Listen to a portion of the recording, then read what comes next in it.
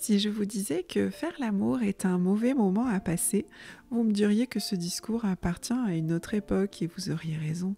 Mais l'enfantement, la naissance du bébé, qui demande les mêmes conditions que pour faire l'amour afin de se dérouler de façon fluide, devrait être vu, lui, comme un mauvais moment à passer ? Aujourd'hui, la naissance des humains ressemble dans l'inconscient collectif à quelque chose d'effrayant, devant être contrôlé, mesuré, surveillé. Un moment qui serait forcément désagréable à vivre. Est-ce vraiment cela que je constate dans mon métier ?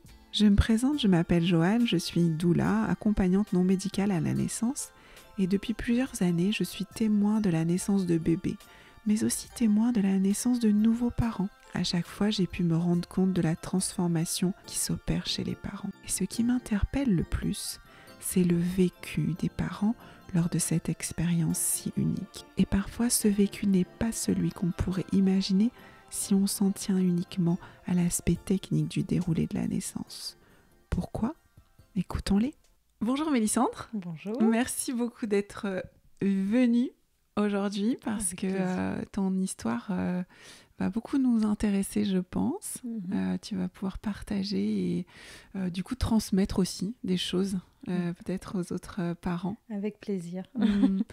Je te laisse commencer par nous donner l'émotion que tu as ressentie à la naissance de ton bébé.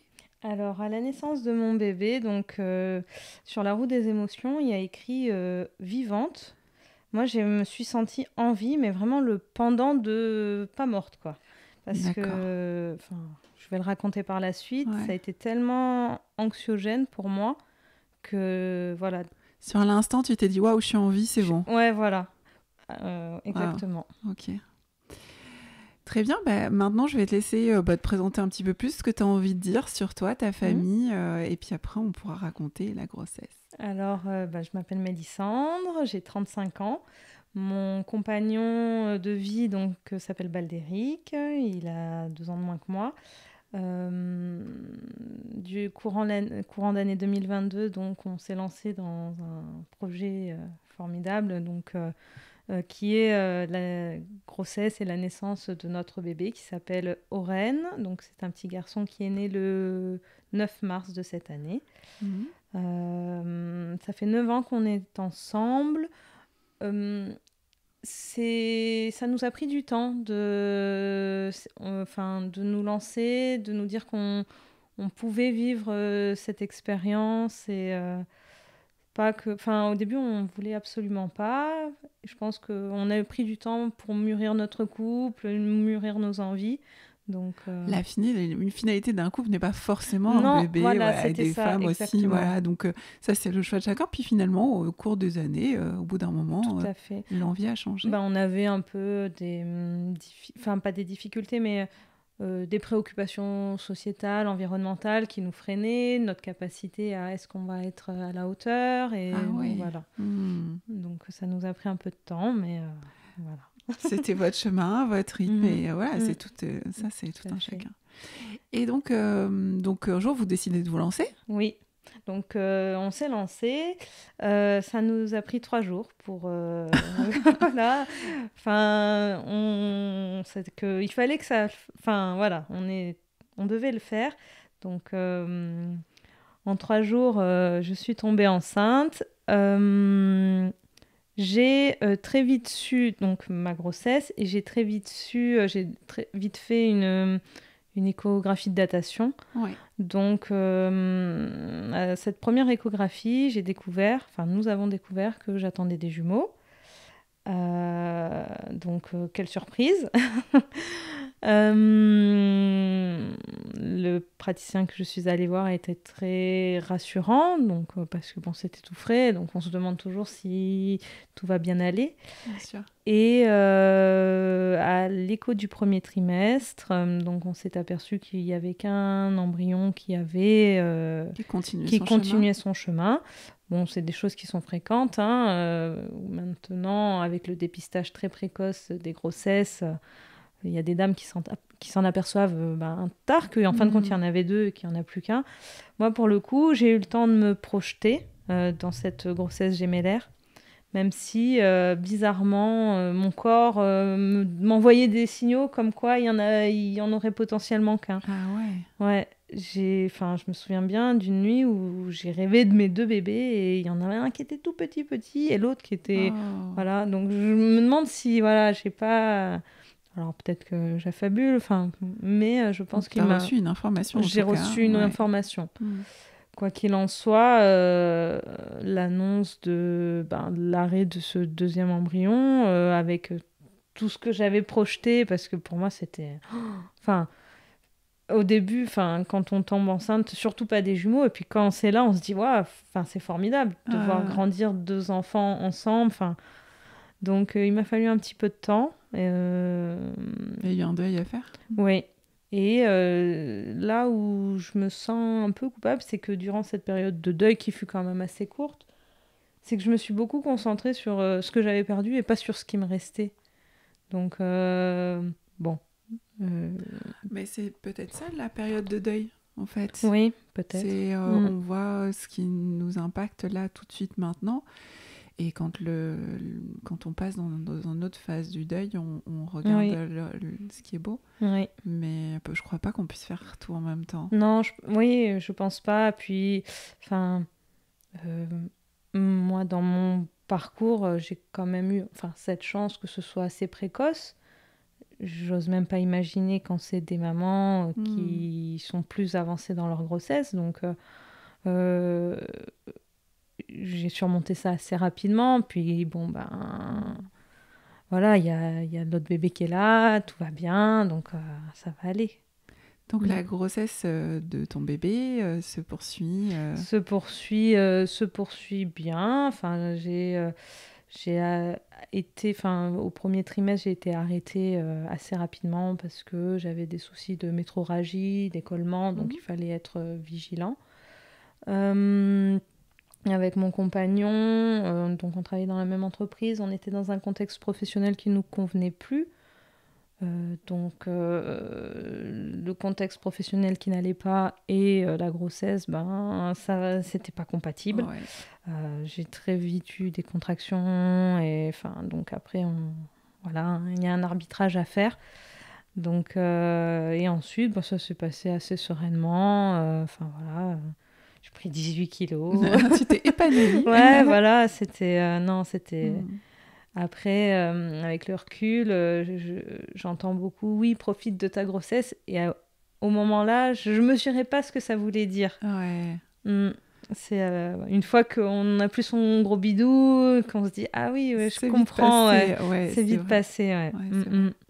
Donc. Ça, c'est aussi le chemin de chacun. Hein. Et puis, on touche du doigt quand c'est ton premier bébé, c'est ton enfant.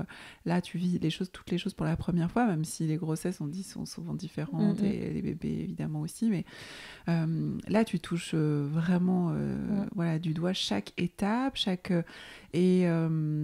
crois que c'est le chemin de chaque premier bébé, en fait, et ce qui nous fait découvrir. Hein. Bien sûr. Et toi, t'as vraiment, même si on te l'a dit, c'est comme parler du postpartum tant qu'on l'a pas vécu. Non, je mesurais pas non plus ça. Voilà, c'est ça. Donc c'est comme ça. Ouais. C'est voilà. Mais du coup, t'en as profité à la hauteur de ce qui était prévu. Tout à fait. Et je te sens quand même épanouie de cette grossesse, j'ai l'impression. Oui. Je me suis dit, waouh. Mon corps, il a été en mesure de faire des choses, mais je pensais pas. Hein. Bon, après, l'accouchement, c'est encore autre chose, mais déjà, on était déjà dans un contexte compliqué, les hormones, tout ça, ça a effacé un peu tout ce qui était... en fin de compte, le travail, c'était pas important et... T'es concentrée me concentrer sur le plus important. Sur le plus important. T'as revu tes priorités. C'est ça. Ouais. Parce qu'en plus, je suis d'une nature à me concentrer sur des choses, me laisser impacter par des choses qui sont minimes et pas importantes. Là, pour le coup, j'étais vraiment concentrée sur ma grossesse et voilà. Donc tout va bien, les échographies, tout va bien. Les échographies, t'es en bonne santé. voilà. J'ai toujours eu une thrombopénie, donc un manque de plaquettes, qui est idiopathique vraisemblablement, mais dont les professionnels de santé qui m'ont suivi pour ma grossesse étaient au courant, d'entrée. Il faut savoir que, étant donné que ma grossesse initialement était gémellaire, je me suis très vite orientée vers un hôpital en mesure de prendre en charge cette grossesse. Donc, j'ai été suivie à l'hôpital, en libéral. Donc, j'ai eu un suivi vraiment complet, hein, pour le coup. Voilà. Tu étais suivie par un gynéco à l'hôpital ? Un gynéco à l'hôpital, ma généraliste, un médecin qui me faisait que les échographies, et par la suite une sage-femme, mais juste pour la préparation. Pour les cours de préparation. Oui. Voilà. Donc très rapidement, j'ai parlé de cette thrombopénie, hein, qui par la suite va m'embêter. Donc après, pour tout le reste, tout allait bien. Mon bébé grossissait bien, même très bien. Donc à partir de 8 mois de grossesse, je commençais vraiment à en avoir marre parce que j'ai pris beaucoup de poids. Enfin, comme beaucoup de mamans, je pense. Oui, c'est difficile. Voilà. On ne cache pas vraiment ça. Il y a des femmes qui ont vraiment des difficultés à la fin et c'est normal. C'est impactant pour le corps. Bien Donc, sûr. on peut, là-dessus, on dit toujours, ouais, la grossesse, c'est pas une maladie. Enfin, mince, quoi. C'est des gens qui n'ont pas porté 20 kilos de plus.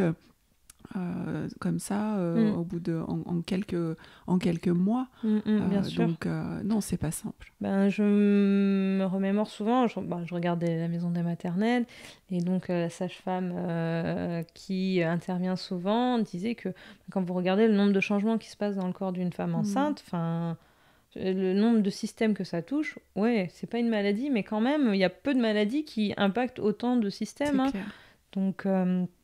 Donc oui, non, c'est moi à la fin, 8e mois, j'en avais vraiment, vraiment marre. Puis ça faisait un moment que j'avais mal au dos, j'avais du mal à me soulager.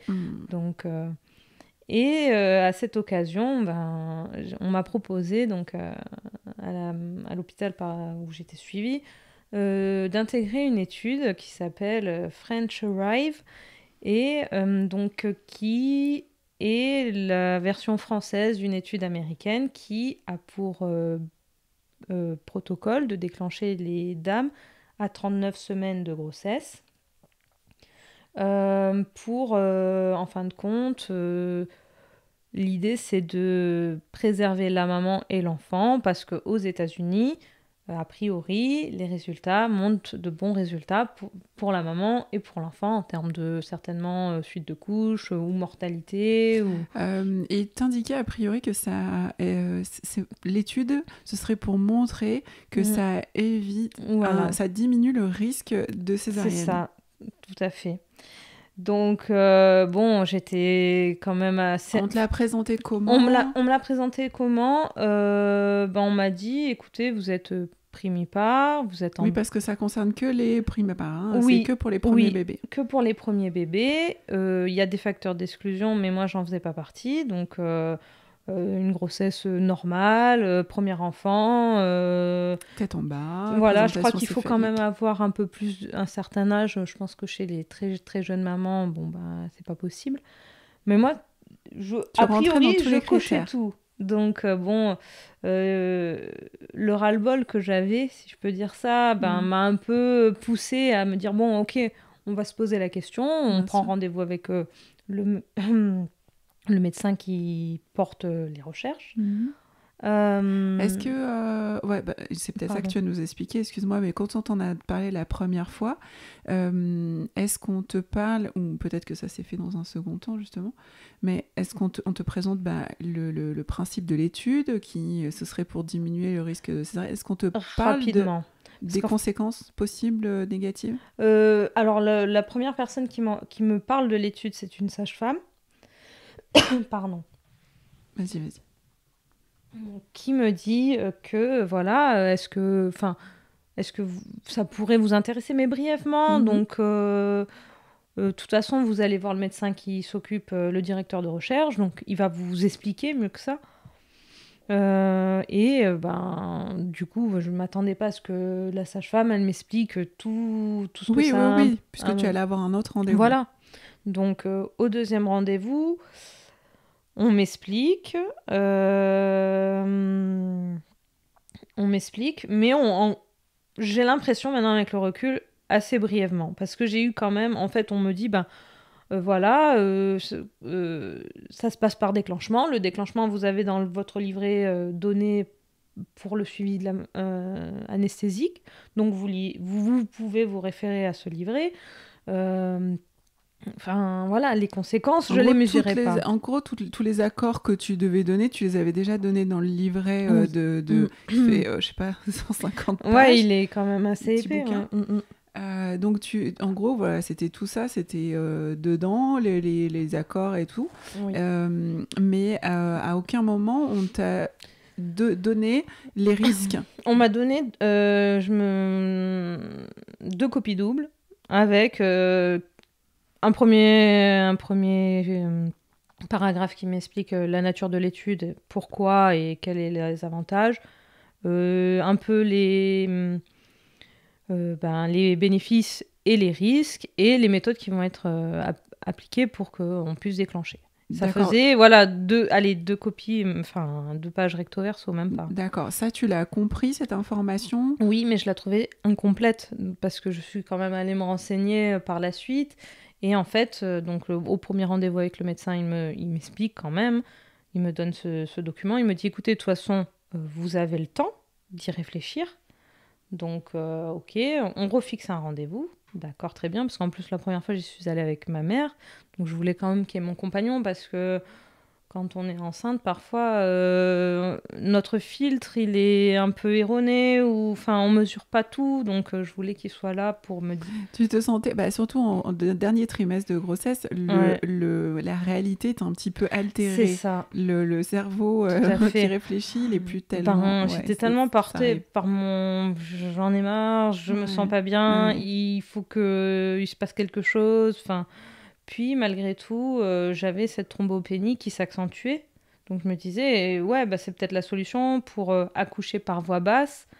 Parce que, avec une péridurale, parce qu'il faut savoir que sous un certain nombre de plaquettes, la péridurale, on la pose plus. Et ensuite, encore plus bas, après, on a droit à une rachie si vraiment il y a besoin, mais la rachie, de toute façon, c'est pas pour un accouchement par voie basse, c'est pour une césarienne. Donc, en fait, je me disais, bon, comme ça, au moins, j'ai ma péridurale et j'accouche par voie basse. T'avais l'impression que tu ressenti une pression, une peur de pas pouvoir, du coup... en gros, c'était ou la péridurale, ou...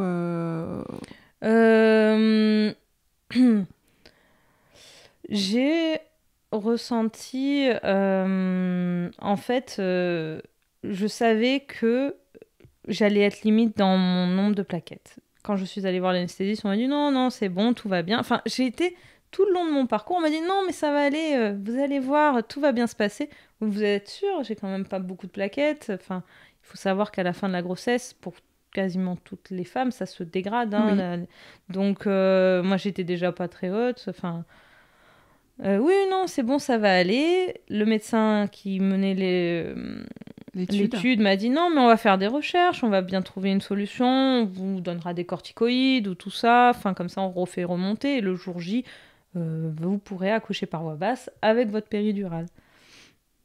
Donc bon, jusque-là, ok. Parce qu'on t'a expliqué quand même qu'avec un déclenchement, il y a fort à parier que souvent c'est quand même plus intense au niveau des sensations et que... Alors ça, on me l'a pas expliqué, je me suis documentée. J'ai pris j'ai fait des recherches, prendre l'avis de plusieurs... C'est quand même une des conséquences premières d'un déclenchement. Oui, mais non. Okay. Je sais pas, un professionnel... Enfin si, ma sage-femme en libéral, elle m'a prévenue. Mais vu qu'elle n'était pas intégrée... elle faisait que la préparation à l'accouchement, elle me l'a dit. Mais après, à l'hôpital, à aucun moment, on m'a dit... ça va être beaucoup plus fort, quoi. Et vraisemblablement, il y a quand même beaucoup... Souvent, ça ne fonctionne pas. Qu'est-ce qui ne fonctionne? Le déclenchement. Ah, c'était un risque qui était indiqué, ça, dans le papier? Pas clairement, parce que sinon, si on m'aurait mis sur le papier, voilà, vous avez 50% de chances que ça ne marche pas, ou je sais pas exactement. Oui, il faut se référer à des études. Je me serais pas lancée. Je pensais que, bon, il y avait des dames, voilà. On Donc, t'a pas expliqué qu'en fait, le déclenchement, c'est une possibilité technique, d'ailleurs par différents moyens, pour déclencher, mais que c'est un corps, le tien, il est unique, et que donc, comme tout process, comme tout médicament, il y a des effets secondaires, et il y a aussi des possibilités que, comme la péridurale, par exemple, elle ne fonctionne que d'un côté, que... La péridurale, ça, l'anesthésiste T'avais toutes m'avait les infos. expliqué, mais pas pour le déclenchement. D'accord. Donc, bon, je me suis dit, allez, mon corps a bien fait le travail jusqu'à présent, ça devrait aller. Et puis, je vais être encadrée par des professionnels, enfin, ça va aller, quoi. Est-ce que tu avais conscience que c'était à toi, dans l'accouchement, avant même de parler de French Arrive, mais est-ce que tu avais conscience dans la préparation que tu as eue que c'était toi et uniquement toi et ton corps, ton bébé, qui pouviez réaliser ce process-là de l'enfantement ? Non. Non. Pour moi, il y a forcément, maintenant, une aide extérieure. Oui. Voilà. Je sais pas si c'est ma conception des choses, et je me suis construite avec ça. Alors oui, voilà, ça c'est pas un jugement, non, bien te demande, sûr. voilà, justement, non. Ça, on a tous grandi, on est vierge, on est vierge de toute info, oui, bien sûr. Et après on grandit avec avec tout ce qu'on a autour de nous, et effectivement tu as beaucoup de gens qui considèrent que, aujourd'hui c'est la majorité des gens, considèrent que c'est le personnel médical, en fait, qui accouche. On dit toujours, c'est la sage-femme qui m'a accouché, c'est le gynéco qui m'a accouché. Donc, c'est ça, c'est pour ça que je te pose la question. Oui, non. Voilà. Et pourtant, alors il n'y a pas de parallèle possible, ou du moins un peu maladroit, mais j'ai, pendant mes études, fait des accouchements chez des brebis, des animaux d'élevage. Et le moment où l'éleveur intervient, c'est très spot, c'est très minime. Ouais. Et elle se débrouille, quoi. Donc je me dis, les dames aussi, on est en mesure de le faire, quoi. Mais avec le recul, après avoir accouché et la façon dont mon corps s'est remis, je me suis dit, ouais, quand même, il est costaud, j'aurais pu vivre ça différemment. Bon, là, il se trouve qu'avec la fatigue de fin de grossesse, on est susceptible d'accepter ce genre de choses qui nous laissent entrevoir une magique porte de sortie. En plus, je le faisais un peu en sororité. Dans mon esprit, je me suis dit, chouette, je vais participer à ça, et peut-être que ça pourra aider d'autres mamans à faire un choix éclairé et tout ça. Et comme ça, la recherche va aboutir, et ensuite, si c'est fructueux, ça pourra être... déployés dans d'autres maternités. Mais pour le coup... Mais moi, je crois qu'en faisant ce témoignage aujourd'hui, tu participes d'une certaine manière. Hein ? Donc... Et j'ai eu, pour en revenir à mes entretiens avec le directeur de recherche, au premier entretien, je l'ai trouvé fort sympathique, et j'ai eu l'impression d'avoir un vrai commercial, en fait, en face de moi. Et je pense que c'est pour ça que j'ai été conquise vraiment par l'idée. Parce qu'il a porté le projet de telle sorte que je me suis dit, ouais, chouette, ça peut fonctionner. T'avais l'impression qu'il n'y avait que des aspects positifs. Ouais. On te l'a vendu un peu. On me l'a vendu, ouais. Et je me suis laissée, j'aurais dû faire preuve de plus de discernement, certainement. Ah non, mais alors attention, quand s'il y a quelqu'un qui vient sonner à ma porte et me promet monts et merveilles, c'est pas de ma faute. Enfin, je veux dire... je vais pas faire trop de parallèles, je veux pas juger ce qui s'est passé, hein. Mais en fait, c'est normal de vouloir dire, on passe, les 2 dernières semaines, on m'a dit ça va à rien, puisque c'est ça en gros le discours, hein, les 2 dernières semaines on peut les squeezer, ça a l'air de permettre que la femme soit en meilleure forme après la naissance du bébé, etc. Bon, s'il y a que des choses positives, pourquoi on le prendrait pas ? C'est ça, Donc, on te dit pas que ce sera plus difficile au niveau de l'intensité des contractions. De toute façon, on te dit que tu auras une péridurale, donc ça c'est acté. Tout est prévu. Oui, tout à fait. En plus, il faut savoir que mon bébé était déjà annoncé avec un macrosome, donc un bébé de plus de 4 kilos. Donc pareil. Est-ce que tu avais un diabète ? Non, du tout. Donc rien n'avait perturbé la nature profonde. Non. Donc tu pouvais peut-être accoucher de ton bébé Voilà, parce c'est que ton ça. corps décide de faire un bébé qui a un poids au-dessus de la Ouais, c'est moyenne. ça. Soit. Voilà, donc je pensais avoir... Enfin, je me suis quand même interrogée à un moment en me disant, bah, t'as quand même peut-être, et ma sage-femme l'a dit, 2 facteurs d'exclusion. Une thrombopénie et un bébé qui est potentiellement fort, quoi. Donc pourquoi être toujours dans l'étude? Mais j'ai été tranquillisée aussi sur ces points-là. Parce que j'en ai parlé, j'ai dit, Et oui. enfin, non, c'est bon, tout va bien aller. Toi, tu sentais une inquiétude? Moi, j'étais un peu inquiète, oui. Hmm. J'étais un peu inquiète, un peu tiraillée entre est-ce qu'on aide ce bébé à venir ou mon corps et la nature, Ouais. on y arrive ensemble. Et, enfin, voilà.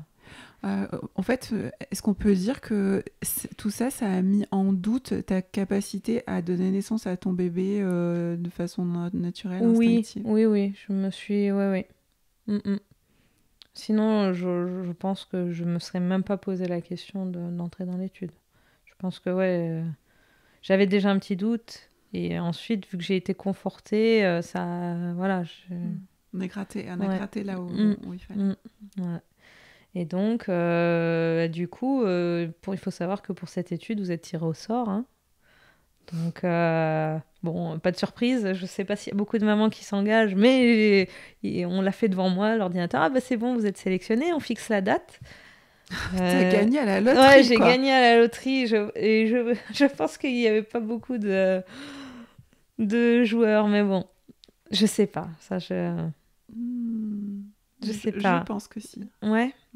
Encore une fois, je pense que si on dit à une femme en fin de grossesse qui a pris du poids, qui se sent pas bien, qui n'arrive plus à dormir, qui ressent des douleurs, qui a les jambes qui gonflent, enfin et tout ce qu'on peut voir en fin de grossesse, on lui dit bah écoute, c'est génial, tu vas pouvoir donner naissance là maintenant, on connaît la date, on va te déclencher et tu vas avoir ton bébé, c'est génial. Oui, bien Pourquoi sûr. Voilà, la plupart du temps, pourquoi les femmes diraient non? Oui, non, c'est sûr. Tu vois, c'est un premier bébé. On n'est pas forcément dans le cheminement comme on peut l'être quand on a déjà eu une expérience. Bien sûr. Il y a une espèce de naïveté de se dire bah, tout va bien, je vais aller à l'hôpital et puis ils vont s'occuper de moi, ils vont m'accoucher. Enfin, dans beaucoup de cas, je dis pas que c'est pareil pour tout le monde, bien sûr. Mais ça me paraît normal et enfin logique de se dire pourquoi attendre si on me dit que les 2 dernières semaines elles servent dernières semaines de grossesse. Après on ne sait pas quand est-ce que cet enfant serait venu. S'il était venu 3 jours après, 5 jours après, ou à 41 semaines plus 3, on ne sait pas. Mais en tout cas, on nous dit les 2 dernières semaines, elles servent à rien. Pourquoi attendre? Oui. Ah oui, mais je pense que mon bébé serait venu bien plus tard. Parce qu'il n'était pas prêt. Il était très très haut, alors il posait pas du tout sur le col. Est-ce qu'il y a eu un test de fait pour voir si c'était favorable à un déclenchement? Tu sais, voir le col, s'il est favorable. Ils ont vérifié, bon, il n'était pas favorable, il n'était pas du tout mature, mon col. Ok. Ou alors... Et c'était toujours ok de déclencher? Oui. Il était un peu raccourci, mais vraiment pas flagrant, quoi. D'accord, bébé très haut et col... Ouais. Okay. Puis dès lors que j'ai eu très peu de contractions, dès lors que j'ai arrêté le travail, la voiture, oui, tu stagnes un peu. Tout allait bien. Et oui. Donc, et pourtant, je me ménageais pas parce que j'en avais marre. Donc, voilà. Donc, on a fixé la date de l'accouchement. On a tout bien calé parce que mon compagnon devait attaquer un nouveau travail. C'était un peu tout, voilà. Mais on fixe pile poil la date. Donc, on y va le vendredi. Un vendredi. J'arrive à la maternité, on me pose cathéter, compagnie, on me met en salle d'accouchement à 13h. Et on refait une prise de sang, on contrôle les plaquettes, on se rend compte qu'elles sont vraiment basses. Et là, jusqu'à 18h, l'attente de savoir est-ce qu'on me déclenche, est-ce qu'on me pose... parce que normalement, c'est un tampon, Ouais. La première étape, c'est ce qu'on appelle le propèse, donc des prostaglandines qu'on pose en intravaginal. Pour ouvrir le col. Pour ouvrir le col. Jusqu'à 18h, j'ai attendu. en salle d'accouchement, jusqu'à ce que j'ai un médecin, mais même pas le directeur de recherche, qui vient de me voir en me disant, bah non, madame, vous avez 2 facteurs d'exclusion, vous ne faites plus partie de la recherche. Oui, mais docteur, ça fait des mois qu'on le sait. Enfin, On reprend. oui, Tu es en salle d'accouchement à 13h. oui.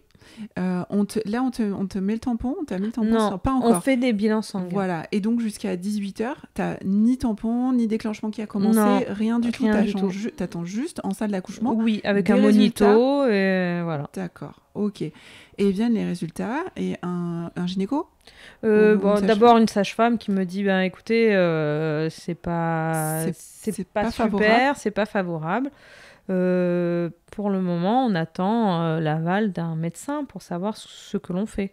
Et donc, le directeur d'études qui mène l'étude voilà, dans cet hôpital n'est pas venu? Non. Tu ne l'as jamais vu pendant le procédure? Non. Ok. Et donc, notre médecin vient et me dit, ben écoutez, on vous sort de l'étude. On va faire des recherches pour savoir pourquoi vous avez une thrombopénie. Donc ils m'ont pris... Excusez-moi, je suis à 39 semaines. Comment ça se passe? C'est ça. Donc ils m'ont pris littéralement 15 fioles de sang, enfin 15 petits tubes pour savoir, ok, mais vous allez revenir lundi, on va refaire une écho pour voir où ça en est, et on avisera. Bon, d'accord, ben, déjà à 18h, on était vraiment très contrariés. J'avais posé mes affaires dans la salle... Oui, dans ma chambre et tout. Pour rencontrer ton bébé, quoi. Voilà, j'étais... Donc, passe le week-end, bon, on se détend un peu, on se dit, lundi, on verra bien ce qui se passe. Lundi, 13h, T'avais un traitement ou pas du tout entre Ah, rien du tout. D'accord. Donc, lundi, à 13h, je retourne à l'hôpital. Et là, on fait une écho à 39 semaines avec un bébé qui est énorme, on voit pas grand-chose, à part qu'il est gros. Donc voilà, et on me dit, mais vous repartez pas? Oui, mais moi je suis juste venue pour faire une échographie, j'ai même pas mes affaires. Vous m'avez dit que... Parce que là, ils veulent te déclencher du coup là, on me dit, on vous repartez pas, on va vous déclencher. Votre bébé est pour gros. Être toujours dans l'étude? Non, pour... voilà, parce que... ok, parce que vous avez une thrombopénie et parce que il est gros. D'accord, ok, soit. Moi, je me laisse porter. J'ai affaire à des professionnels quand même. Voilà, donc du coup, mon compagnon avait attaqué son travail vu que le col est toujours non, pas très un peu raccourci, mais pas favorable. Pas favorable. Donc ce lundi après-midi, on pose le propèse du coup. Après, tout s'enchaîne assez vite. Et vient une longue attente pendant 3 jours parce que le propèse n'a pas fonctionné. Ensuite, on m'a posé... Donc, il faut savoir que chaque méthode de déclenchement, on attend 24 heures pour en attaquer une autre. Donc, pose du propèse vers 15h le lundi, rebelote le mardi avec pose d'un ballonnet. Et le mercredi, le ballonnet n'ayant... Enfin, très peu. T'as des contractions quand même? Très peu. En fait, je me rends compte que ça travaille, mais ce qui se passe, ce qui m'est douloureux, c'est que le bébé remonte. En fait, j'ai des contractions et mon bébé me remonte, m'écrase les poumons. En fait, c'est pas du tout... Enfin, j'ai pas de douleur vers le bas du ventre. Vraiment... T'étais en quelle position, là quand j'ai essayé de me mobiliser un peu dans tous les sens pour voir, mais en fait... Mais même quand t'étais verticale, t'as cette sensation? Ouais. Ok. Du coup, le mercredi, écoutez, maintenant, il faut qu'on va vous déclencher avec de l'ocytocine, donc l'hormone de synthèse qui permet de stimuler les contractions. Et en fait, là, on m'a fait tout dans la foulée. Donc, on m'a posé de l'ocytocine, on m'a posé la péridurale parce que j'avais encore suffisamment de plaquettes. J'étais pile poil dans les clous. Quand on m'a posé la péridurale, on m'a dit « c'est la seule qu'on vous pose. Je ne pourrais pas en poser d'autres parce que vous êtes trop limite en plaquettes.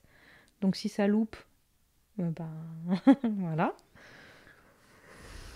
Ok. Wow. Bon, on m'a posé la péridurale, tout bien, très bien. On m'a percé la poche des os et là, pendant 15 heures, j'ai laissé mon corps faire, voilà, et je me suis laissée accompagner par l'équipe soignante. Et pendant 15 heures, tu as subi des contractions? Non, parce que j'avais la péridurale, mais... Ah, mais parce que elle a duré combien de temps, la péridurale? Ben, en fait, elle a duré... Ben, il faisait des bolus. Ah, d'accord, ok. Sauf qu'au bout de 15 heures, je commençais à pouvoir me pincer les cuisses. Mhm. Je me dis, purée, c'est bizarre. Au début, Tu je ressentais sentais... de nouveau ouais, des sensations? je ressentais des sensations. Donc, j'en parlais à la sage-femme. Donc, elle me renvoie des bolus. Je lui dis, non, mais je commence à avoir vraiment mal et c'est mouillé dans mon dos. Et en fait, Ok. la péridurale, enfin, le cathéter qui permet au produit d'aller dans passer, l'espace péridurale s'est déplacé. Donc, c'était juste en fin de compte en sous-cutané. Donc, la peau, je ne sentais rien, mais j'avais tout. Et là, au bout de 15 heures, à 4 de dilatation, je me suis pris toutes les contractions avec les 2 poches d'ocytocine. Enfin, et là, j'ai vraiment eu très très mal. Enfin, voilà, parce que je pense que quand c'est progressif, le corps commence à s'habituer. Moi, j'avais pas mal, tout allait bien vu que j'étais sous péridurale. Et je me suis pris toutes ces contractions. Enfin, j'en ai vomi de douleur parce que c'est arrivé d'un coup, quoi. La... Ouais, et puis t'es pas dans des conditions pour que ton corps travaille pour toi, travaille pour ton antidouleur, travaille pour tout ça. Voilà, donc je pense que ce cathéter s'est déplacé parce qu'au bout de 15 heures, on m'a mobilisé un peu les jambes, vu qu'il descendait pas, donc à force de bouger, ça a dû se déplacer. Ouais. Donc vient la relève du matin à 8h le matin, ou à 6h, je sais plus, parce que du coup, c'est un peu, même peut-être plutôt 8h. Et là, on me dit, oui, en effet, votre péridurale est déplacée, on va en reposer une autre, mais on va quand même contrôler les plaquettes. J'avais perdu encore 15 000 plaquettes, donc plus de pose de péridurale possible. Écoutez, madame, il va falloir faire une césarienne en urgence avec une rachis-anesthésie. Donc c'est le même produit, c'est le même endroit, sauf que c'est juste une injection. Et vous inquiétez pas, on a des poches de sang s'il y a un problème. Ok. Donc avec mon compagnon, on avait envisagé que ça puisse arriver, même un accouchement normal. Donc on s'était dit qu'il ne voulait pas forcément être dans la salle au bloc.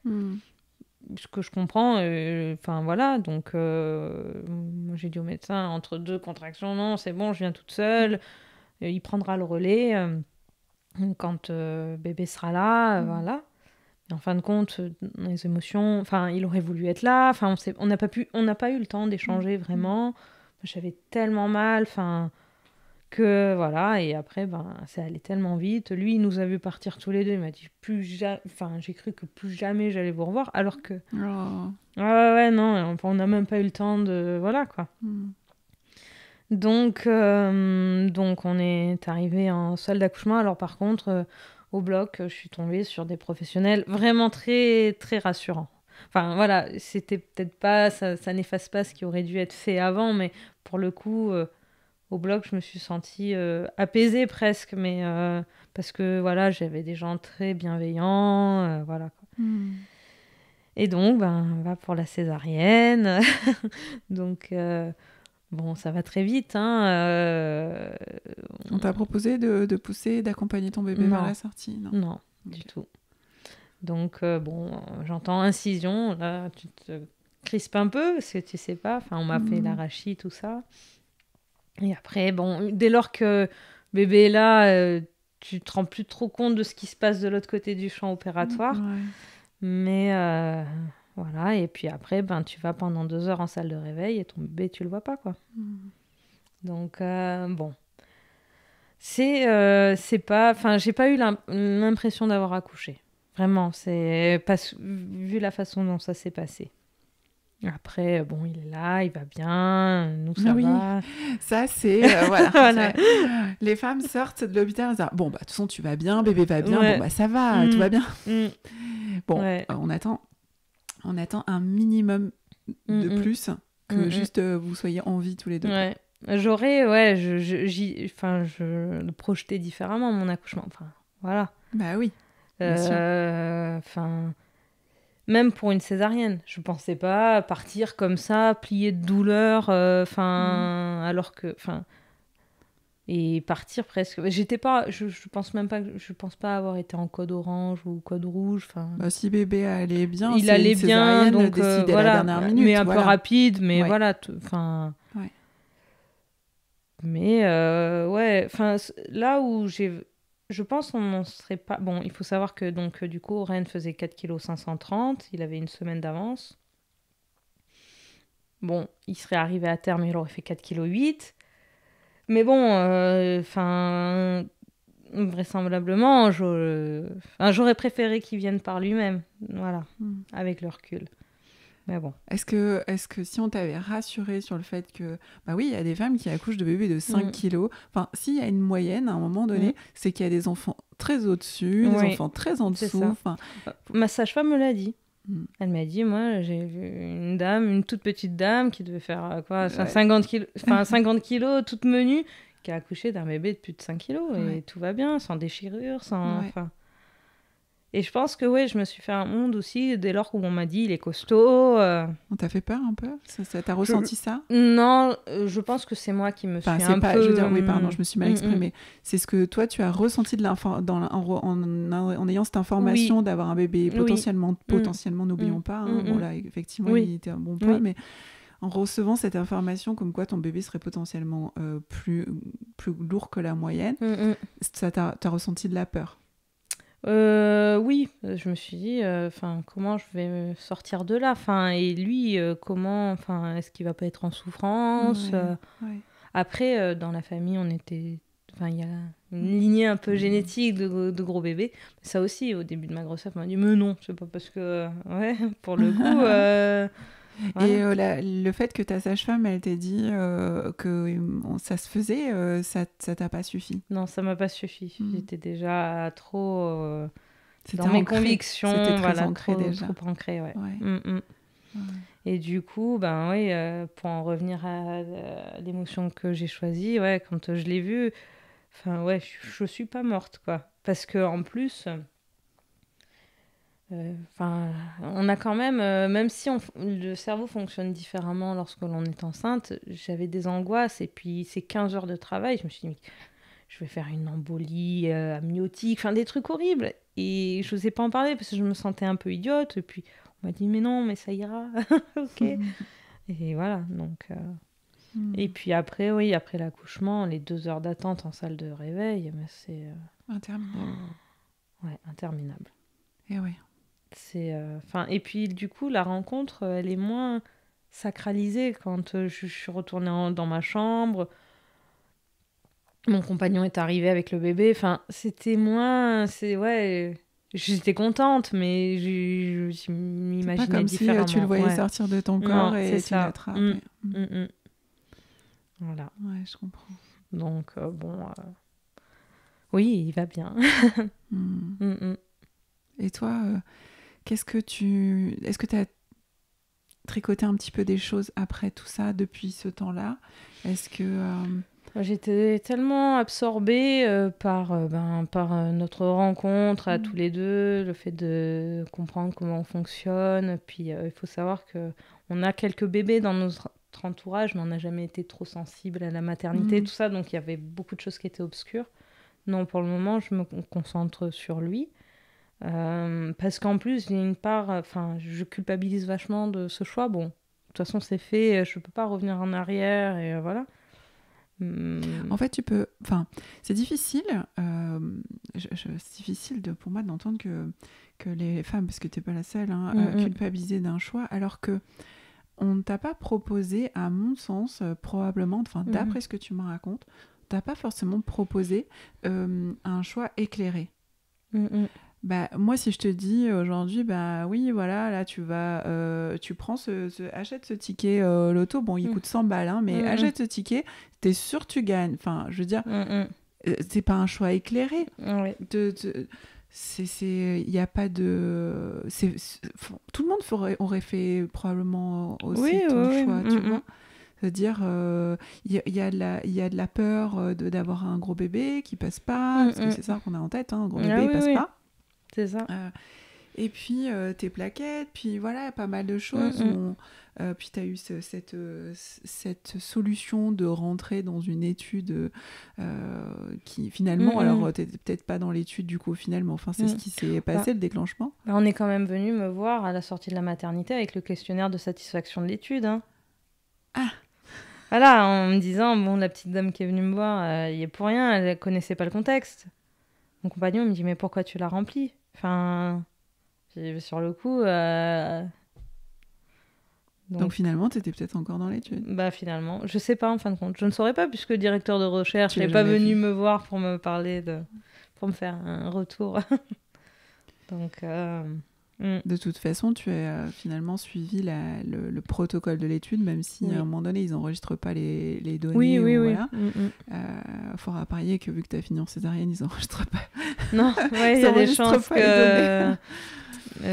Mais enfin voilà, c'est quand même, tu as fini par faire le processus dont ils avaient parlé, c'est-à-dire le déclenchement. Après, je sais pas si je l'ai évoqué, mais ouais, là où vraiment j'en veux. Je m'entends, j'en veux au corps médical, c'est que ma thrombopénie, elle datait pas d'hier. Je veux dire, en septembre, quand j'y suis allée, on avait 6 mois pour faire quelque chose. Qu'est-ce que ça aurait changé si tu l'avais pas eu? Ça n'avait pas eu une thrombopénie pour toi, qu'est-ce que ça aurait changé? Je pense que je me serais laissée porter jusqu'au bout. Enfin, voilà. T'aurais eu plus confiance en toi, en ton corps? Ouais, parce que là, j'avais vraiment... Enfin, dans ma tête, j'aurais forcément eu une péridurale. Je pouvais pas, voilà, concevoir mon accouchement autrement. Bon, ça peut arriver, mais voilà. C'est comme ça. Et du coup, en fait, cette thrombopénie, elle mettait une ombre sur cette péridurale. Donc, c'était pas possible que... Donc, tu aurais été plus confiante parce que ça aurait été dans le projet que tu t'étais... pour ton projet A. Ton projet A, c'est d'accoucher naturellement avec une péridurale, mais voilà, par voie basse, laissant un travail qui se met spontanément en route. Voilà, c'était ça ton projet A. Et donc, du coup, la thrombopénie venait mettre une ombre sur ce projet-là. Et donc, du coup, les inquiétudes ne pouvaient que s'enchaîner, finalement, parce qu'une inquiétude emmène une autre, mais ça fait beaucoup. Voilà, si tu étais partie sur comme tu dis, s'il n'y avait pas eu de thrombopénie, j'étais plus tranquille dans mes choix et donc du coup dans la confiance en toi, en ton corps aussi. Donc, bon. D'accord. Qu'est-ce qui, selon toi, est vraiment l'élément qui a fait que, comment dire, tu ressens ce truc d'être passée à côté de la mort finalement parce que tu te dis, bon bah, je suis vivante, c'est que bon sang, c'était pas gagné. Donc, qu'est-ce que c'est qui te fait... c'est toutes ces heures de travail? Ouais, je pense que c'est toutes ces heures. Parce qu'en soi, il y a des dames qui ont des accouchements nettement plus dangereux que le mien. Attention, pré-éclampsie, enfin... Et là où vraiment, c'est très, très risqué. Moi, ça l'était assez peu, mais l'attente de voir que ça n'avance pas. Et je pense que c'est la fulgurance de la douleur. Et puis, enfin... Au bout de 15 heures de travail, je pense que je me suis montée un peu le bourrichon. Enfin, je me suis laissée emporter par mes angoisses. Et c'est pour ça que... Et puis après, la fin, allez, on y va, on a des poches de sang. On peut difficilement s'ouvrir. Le corps peut difficilement s'ouvrir avec tellement d'angoisse et d'incertitude et de réflexions comme ça dont on n'apporte pas de réponse. Alors, tu n'as peut-être pas formulé tout ça, mais du coup, il n'y avait pas de réponse à tout ça.